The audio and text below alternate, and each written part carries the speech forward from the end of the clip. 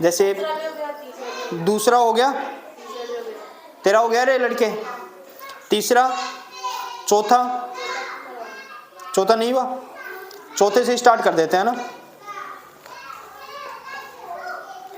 अब बेटा तेरे को समझ में नहीं आएगा तो बीच में, है ना, बस पढ़ ले तो आगे काम आ जाएगा फिर, है ना, आगे जब शुरू करेंगे तेरे को पता चल जाएगा। अभी देखो चौथा क्वेश्चन, क्वेश्चन नंबर 4 से चलते हैं। एपी है 3, 8, 13, 18 का कौन सा पद 78 है? क्या बोला इसने? अभी मैं आपको समझाऊंगा, सिर्फ निकालोगे आप खुद, है ना। कैसे? देखो चौथा क्वेश्चन है, इजी सा प्रश्न है। देखो एपी है 3, 8, 13, 18 और फिर ऐसे लिखा है कौन सा पद, कौन सा पद 78 है, यही बोला है ना इसने। अभी मैंने थोड़ी देर पहले क्या बोला था सर? थोड़ी देर पहले ऐसे बोला था कि जहां पे ऐसे लिखा हो कितने पद, कौन सा पद, इसका मतलब हमें क्या निकालना है? n। इसका मतलब इसमें क्या निकालना है? n। और सर n निकालें, an निकालें, a निकालें या d निकालें तो फॉर्मूला एक ही काम आता है, an बराबर a प्लस n माइनस 1 गुणा में d। अभी सबसे पहले हमें ये देखना है इसमें a क्या है, d क्या है, an क्या है, क्योंकि n तो हमें निकालना है। टोटल 4 होते हैं, 4 में से कोई भी 3 आपको देगा, एक आपको निकालना है। तो बताना है a क्या होगा। a का मतलब जो पहले ही पहले लिखा हुआ है क्या है? 3। d की बात करें तो आगे वाले में से पीछे वाला घटा दो, 8 में से 3, 8 में से 3 जाएगा तो भाई हमें चेक करने की आवश्यकता नहीं है। क्यों? क्योंकि इसने खुद ने बोला है कि क्या है ये? एपी है। इसका मतलब सार्वंतर तो क्या है? बराबर है। और ये लास्ट में 78 लिखा है वो क्या है? an। अभी क्या बच गया? तो सर n हमें निकालना है। अभी आप फॉर्मूले में मान रखो an बराबर a प्लस n माइनस 1 गुणा में d। अभी आप देखो an के स्थान पे कितना रखोगे, a के स्थान पे कितना रखोगे, प्लस है तो n के स्थान पे कुछ रखना नहीं है क्योंकि n का मान तो हमें चाहिए, माइनस है तो माइनस, 1 है तो 1 गुणा d के स्थान पे कितना रखोगे, और जो मान हमें चाहिए उसको अकेला छोड़ना पड़ता है क्या? तो ये n अकेला कब रहेगा? जब ये a इधर आ जाएगा, ये d भी इधर आ जाएगा, ये माइनस का 1 भी इधर आ जाएगा, n अकेला रह जाएगा। तो मान रख दे इसमें, an के स्थान पे कितना रखूं मैं? 78 बराबर a के स्थान पे कितना रखूं? 3, n ऐसे की ऐसे, माइनस 1 ऐसे की ऐसे, d के स्थान पे कितना रखूं? अभी मैंने आपको ये बात भी बता रखी है कि पहले प्लस माइनस वाला लाते हैं, उसके बाद गुणा भाग वाला लाते हैं। तो देखो ये 3 है, प्लस का इधर आएगा तो माइनस का हो जाएगा, बराबर में क्या बचेगा? n माइनस 1 गुणा में क्या बचेगा? 5। सही है। अभी देखो 78 में से 3 चला जाता है तो, और ये 5 गुणा में है, इधर आ जाएगा तो, और यहां से क्या बचेगा? सिर्फ n माइनस। आया समझ में? क्या हुआ? क्या बताया था? आया समझ में? भाई ये 3 प्लस का इधर आया तो माइनस का, क्या बताया था भाई? अलग बताया था। फिर अभी फिर देखो आप 75 को किससे डिवाइड करना है? 5 से। काट देते हैं तो ये जाता है कितनी बार? 5 एकम 5, 6, 7, 15 बार, तो ये आ गया 15। अब ये 1 माइनस का इधर लाऊंगा तो बराबर में क्या हो जाएगा? तो n का मान कितना आ गया? इसका मतलब ये है कि अगर हम इस AP का 16वां पद निकालेंगे तो वो कितना आएगा? 78 आएगा। समझे आप? कौन सा पद? 16वां पद। तो ये हो गया इसका। ये क्वेश्चन क्या है?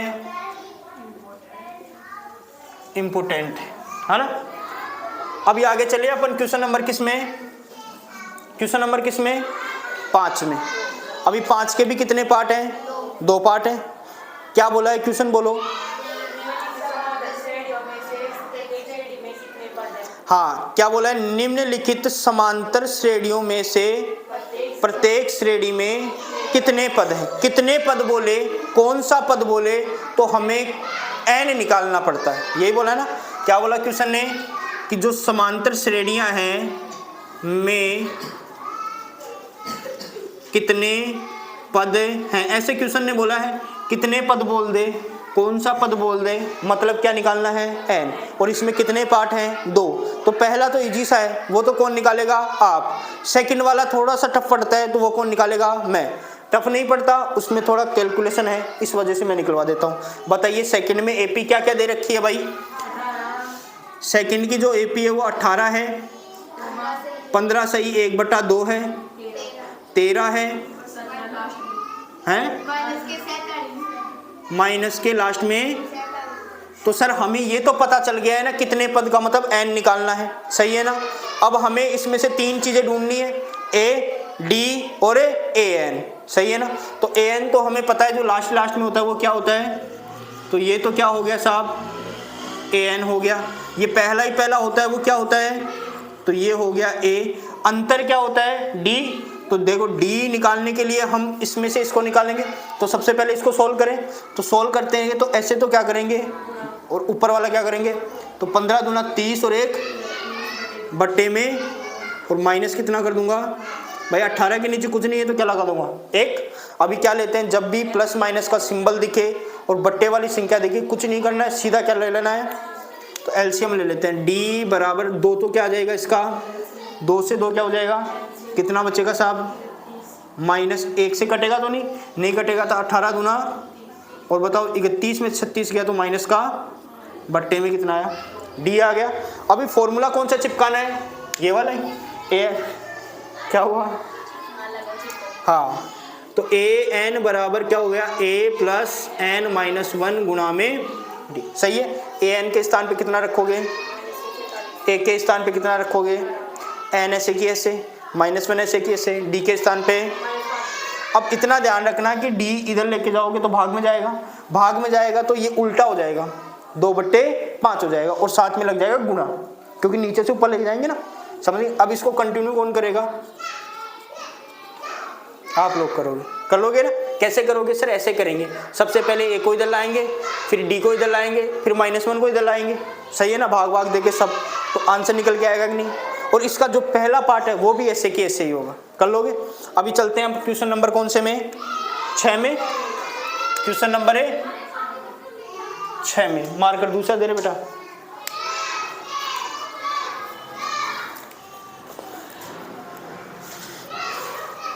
अभी 6वां इंपॉर्टेंट लगा लीजिए आप। अभी देखो क्वेश्चन क्या कह रहा है, अब ध्यान से समझना आप। एपी है 11 8 5 2, है ना। एपी क्या है भाई, 11 8 5 2 का एक पद -150 है, क्यों भाई, है कि नहीं है ये चेक करना है, समझे। अब बेटा देखो, का एक पद है मतलब कोई ना कोई सा पद ऐसा होगा क्या, इस एपी का कोई एक पद ऐसा होगा क्या, अगर होगा तो क्यों होगा, समझे आप। अगर नहीं होगा तो क्यों नहीं होगा, इसका रीजन बताना है। तो साहब कोई एक पद मतलब कोई n का मान -150 आएगा क्या, कोई पद जैसे 30वां पद आ गया, 50वां पद आ गया, 100वां पद आ गया, 150वां पद आ गया, मतलब कोई ना कोई एक पद ऐसा होगा क्या। इसके लिए हमें n निकालना पड़ता है और n का मान हमेशा और हमेशा इंटीजर आता है। इंटीजर का मतलब पूर्णांक आता है, पूर्णांक का मतलब पूरी संख्या आती है। ऐसे नहीं, यहाँ पे n का मान कितना है 16, ऐसे नहीं कि कौन सा पद है 16वां पद है, ठीक है, ऐसे नहीं कि 16.5वां पद, नहीं 16 या फिर सीधा 17, बीच में कहीं अटकेगा नहीं, 17 या फिर सीधा 18, 17.5 कुछ नहीं होता, 17.1 कुछ नहीं होता, 17.5 कुछ नहीं होता, 17.9 कुछ नहीं होता, सीधा 18, 100 या सीधा 101, ऐसे नहीं 100.5, मतलब n का मान कभी भी पॉइंटों में नहीं आता है। अगर इसका n का मान पॉइंटों में आ रहा है तो हम कह देंगे 150 नहीं होगा, अगर n का मान पॉइंटों में नहीं आ रहा है इसका मतलब 150 होगा, समझे आप। तो सबसे पहले निकाल लेते हैं a तो कितना है इसमें, a तो सर हमें पता चल गया जो पहला ही पहला होता है वो क्या होता है a, सही है ना। जो लास्ट ही लास्ट होता है वो क्या होता है, तो सर ये हो गया an, और d का मान हम निकाल लेंगे 8 माइनस 11 का मतलब माइनस का 7, सही है। अभी हमें an वाला फॉर्मूला लगाना है। देखो एक बार, an बराबर क्या होता है, a प्लस n माइनस 1 गुणा में d। an का मान कितना है, माइनस का 150, a का मान कितना है प्लस n का मान तो चाहिए माइनस 1, d का मान कितना है भाई माइनस का 3, ये 11 है, प्लस का इधर लाऊंगा तो माइनस का 11 बराबर में क्या बचेगा भाई n माइनस 1 और गुणा में माइनस का, सही है क्या। अभी आप देखो 150 भी माइनस का है, 11 भी माइनस का है, तो माइनस का 161 हो गया क्या भाई, जोड़ेंगे तो माइनस का कितना हो जाएगा।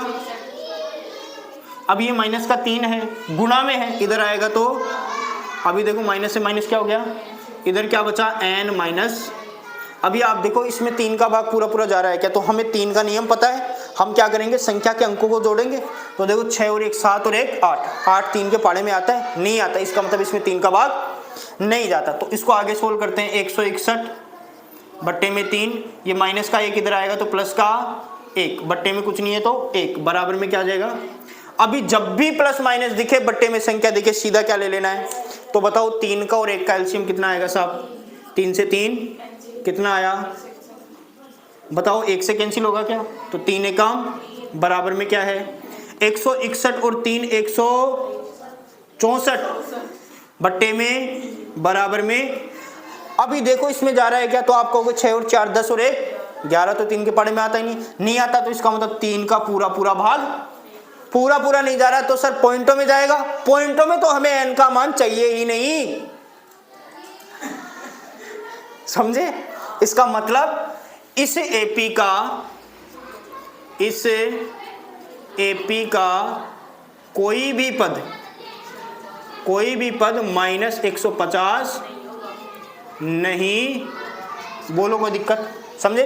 अगर इसका पूरा पूरा भाग चला जाता तो हो सकता है, लेकिन सर पॉइंटों में जा ही नहीं रहा, कारण तो पता चल गया ना, क्योंकि n का मान क्या है, पूर्णांक नहीं है। क्यों, कारण क्या लिखोगे, क्यों, क्योंकि n not belong to z, n का मान पूर्णांक नहीं है। z का मतलब क्या होता है, इंटीजर, इंटीजर का मतलब पूर्णांक, पूर्णांक का मतलब है पूरी संख्या, समझे आप।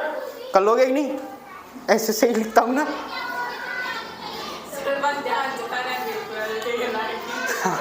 अच्छा अब बेटा सही बताइए, सही है गलत है, ये समझने वालों के लिए सही है बेटा। हाँ ये है ना, हर कोई नहीं समझता। ये क्या है बताओ, देखिए आई नहीं है, ये पागल, ये ओ है, ये तो क्या है बता, इसने क्या बोला, जेड है। अरे इंटीजर है आई, इसको लिखते जेड से जैसे ओहो फारसी राइटिंग है ये, अरे फारसी राइटिंग बेटा ऐसे ही लिखता हूँ, ऐसे मैं नहीं लिखता, सभी ऐसे लिखते हैं। ओ ये लो, आई नहीं है ये, ऐसे बेटा आई ऐसे भी होता है, आई ऐसे भी होता है, आई ऐसे भी होता है, होता है। हाँ बेटा सबको पता है।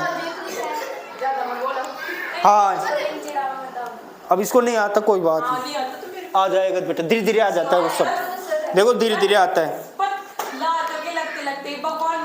हाँ निकाचे तू। अभी चलें अपन आगे। अभी देखो क्वेश्चन नंबर 7, अच्छा क्वेश्चन है ना, क्वेश्चन नंबर 7 क्या, ध्यान देना एक बार। क्वेश्चन नंबर 7 है कि AP का 31वां पद ज्ञात कीजिए। मैंने क्या कहा आपसे, मैंने ये कहा कि बताओ 30वां पद कौन सा होगा, हेलो 30वां पद, तो आप क्या कहोगे, A प्लस 29D। इसमें क्या बोला, AP का 31वां पद ज्ञात कीजिए, मतलब क्या निकालना है, A 31 निकालना है, सही है ना। जिसका 11वां पद मतलब है A 11, कितना दे रखा है 38, A 11 कितना है, तथा 16वां पद कितना है 73, A 16 कितना है, ये समीकरण नंबर 1 दे देता हूं, इसको समीकरण नंबर 2 दे देता हूं, समझे आप। अभी देखो हमें A 31 चाहिए, तो A 31 का फॉर्मूला हमें पता है, A प्लस 29D। इसमें क्या क्या आया सर, A आया, 29 कांस्टेंट है, D आया, मतलब A और D तो हमें चाहिए ही चाहिए, तभी जाके A 31 निकलेगा। अब D और A निकालने के लिए हमारे पास कोई ऑप्शन ही नहीं है, सिर्फ और सिर्फ हमें ये दो चीज दे रखी है, ये मैंने खुद ने अपने मन से थोड़ी लिखा है, ये मेरे को दिया गया है, मैंने अपने मन से थोड़ी लिखा, नहीं, ये खुद ने क्वेश्चन ने कहा है कि A11 38 है, A16 73 है। हमें इतना पता है A11 को मैं इतना लिख सकता हूँ A + 10D लिख सकता हूँ ना, तो मैं ऐसे लिख दूँ समीकरण नंबर 1 व समीकरण 1 व 2 से। बताओ A11 को क्या लिख सकता हूँ मैं? A11 को लिख सकता हूँ A + 10 बराबर में कितना है? ये तो सर समीकरण नंबर 1 की बात हुई। सर 16 को लिख दूंगा A + 15, सर ये 73 के बराबर है, ये समीकरण नंबर 2 की बात हुई। और हमने तीसरी चैप्टर पढ़ा है, तीसरे चैप्टर में हमने विलोपन विधि पढ़ी है, और विलोपन विधि में हमने सीखा है कि कोई दो चर बराबर हो तो उनके चिन्ह चेंज करके उन्हें उड़ा दो, तो ये माइनस माइनस माइनस हो जाएगा। सही है, हो जाएगा ना। A से A क्या हो गया? अब बताना मेरे को जरा, सर ये 10 तो है प्लस का, 15 है माइनस का, मतलब माइनस का कितना बचा? 5D, माइनस का 5 बराबर 73 है माइनस का, 38 है प्लस का, तो माइनस का बचेगा, प्लस का माइनस का ही बचेगा ना। कितना बचेगा है? 25 35 कितना बचेगा भाई? माइनस का 25। अरे ऐसे घटा लो ना, 13 में से 8 जाता है तो कितना बचता है? और यहाँ पे 6 में से 3 गया तो 3 35 बचा। अभी आप देखो, अरे हो जाता है वो तो मिस्टेक हो जाती है। अभी देखो आप, माइनस से माइनस तो क्या हो गया? अभी ये 5 इधर जाएगा तो 35 बटे कितना हो जाएगा? 5 और 5 7, समीकरण नंबर आ गया 3। अभी मेरे पास D का मान तो आ गया, अब मेरे को और किसका मान चाहिए? A का। तो समीकरण नंबर 3 का मान समीकरण नंबर किस में रख दूंगा? हमारी इच्छा है 1 में रखने तो हम 1 में भी रख सकते हैं, तो हम लिखेंगे समीकरण 3 का मान समीकरण 2 में रखने पर। रखें। अभी बताओ A + 15 गुणा में कितना रख दूंगा मैं? 7। तो लिख दूं यहाँ पे A + 15 गुणा में 7 बराबर में कितना है? 73। तो बताओ A + 15 7, 15 7 105 बराबर में कितना है? 73। 105 इधर जाएगा तो हो जाएगा माइनस का 73 माइनस 100। अभी जो भी आंसर आया वो किसका आया? जो भी आंसर आया वो किसका आया? A का। अब हमें क्या चाहिए था? हमें ये चाहिए था, इसको हम क्या लिखते हैं? A + 30D। तो A के स्थान पे तो हम कितना रखेंगे? यहाँ पे जो आंसर आएगा वो रखेंगे। 30 ऐसे कैसे लिखेंगे? माइनस के 32। तो A के स्थान पे तो हम रखेंगे माइनस के 32, प्लस 30 है तो 30 गुणा D के स्थान पे कितना रखूंगा मैं? 7। तो सर 7 या 21, 210 प्लस माइनस का 32। 210 में से 32 घटा दूंगा तो किसका मान आ जाएगा साहब? A 31 का मान आ जाएगा। आएगा कि नहीं आएगा? बोलो, समझे नहीं? सबसे पहले हमें ये देखना है कि हमें जो चीज़ पूछा है उसमें हमें क्या चाहिए। तो सर हमें A 31 पूछा था, A 31 का फॉर्मूला हमें पता है A + 30D, और 30D का मतलब A चाहिए और D चाहिए। तो A और D हमारे पास कोई ऑप्शन नहीं था, तो हमने इसको विलोपन विधि से सोल्व कर दिया। विलोपन विधि से हमने सेम को काट दिया, D का मान निकाल लिया, D का मान दौर में रख दिया, A का मान आ गया, A और D का मान इसमें उठा के रख दिया, तो A 31 का मान हमारे पास उपलब्ध हो चुका है। समझे आप? तो इसको तो कंटिन्यू करोगे आप, और सारे कंटिन्यू करवाई दिए। जेड का मतलब इंटीजर, इंटीजर का मतलब क्या होता है? पूर्णांक होता है। पूर्णांक का मतलब पूरा अंक, है ना? छाप लो।